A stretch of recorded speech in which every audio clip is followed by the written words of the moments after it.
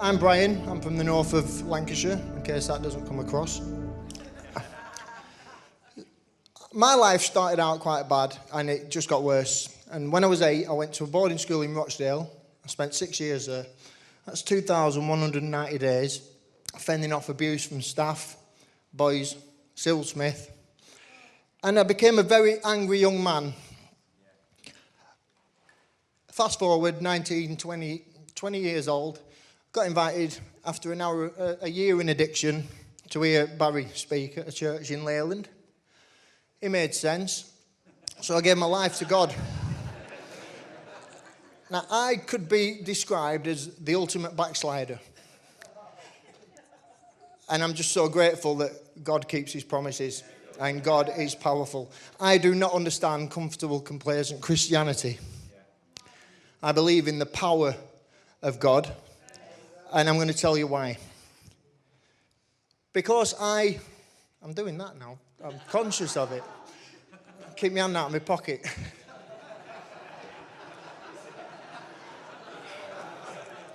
Because of my level of anger, after about 8 months of being at church and things going well, I very arrogantly said, "Thanks God, I'll take it back from here." Within 6 months, I hit my addiction, and I hit it hard.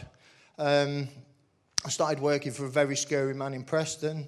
Within a year, me and him were running Preston. The entire, 3/4 of Preston's drug scene, we undertook.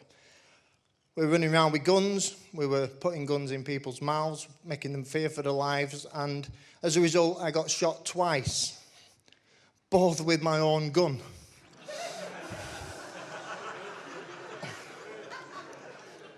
What's that in the Bible? If you live by the sword? Yeah. I got shot in the back, just behind my heart, and the bullet lodged at an angle between my ribs. And I got shot through the knee, directly through the leg.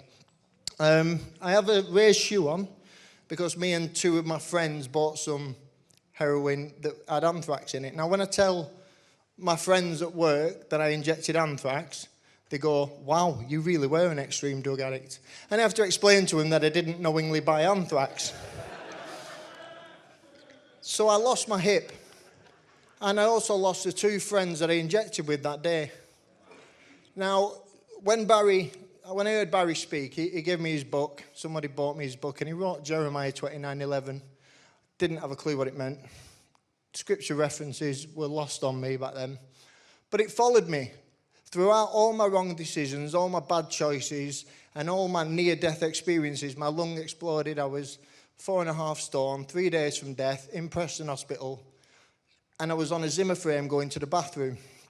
And a little Italian lady said, "You've got friends in high places." I thought, she knows. And then she went on to explain what she meant, that somebody up there was watching out for me and God had a plan and a purpose for my life, which was that scripture again. Now, the next morning, I walked off and I thanked her and I said, "Crazy old bat." The next morning, she died and her family came and I felt really bad. So I approached her son and I said, "I'm really sorry to hear about your mum. She's a lovely lady. She was speaking to me last night and she told me that God had a plan and a purpose for my life and I was going to be okay." And he looked at me in disbelief and he said, "My mum didn't speak a word of English." So God was poking me even then. And fast forward, I ended up overdoing it and ended up on the streets begging for change and was really in a bad way. And I saw a friend get set on fire in his sleeping bag across the road and he got burnt to death. And about a week later, I thought, I've had enough. The world's got no further use for me. So I decided to take my own life. And I'd prepared it and I'd sorted it out and I'd been begging for 4 hours and been spat at and kicked and punched and confirmed, really, that I was useless. And I turned around to pick my blanket up to go and do this thing. And a street pastor put her hand on my shoulder and she said, "You do know God's called you to better than this. He has a plan and a purpose for your life." So I cried and I prayed to God. And it led me to a series of events that I haven't got time to go into. But I'm at a church, which is the church that I started 3.5 years ago when I went into rehab. The first thing I saw when I walked into the doors of that church was a plaque on the wall. For I know the plans I have for you, declares the Lord. So I looked up and I said, okay, I get it, I surrender. And I'm preaching on the North Lancashire circuit. I'm married to one of the leaders of that church. We live in Halton. Life couldn't get any better. Now, I study neuroscience and I study psychology and I know a bit of counselling stuff. But I tell you now, there's nothing in my backstory of the world that says that I should be the person I am today. I shouldn't be confident, I shouldn't be happy, I shouldn't be settled. But I know who my God is. I know what my God can do. So thank you for that. Cheers, Barry. Bless you. Isn't that fantastic? Nice one, Brian.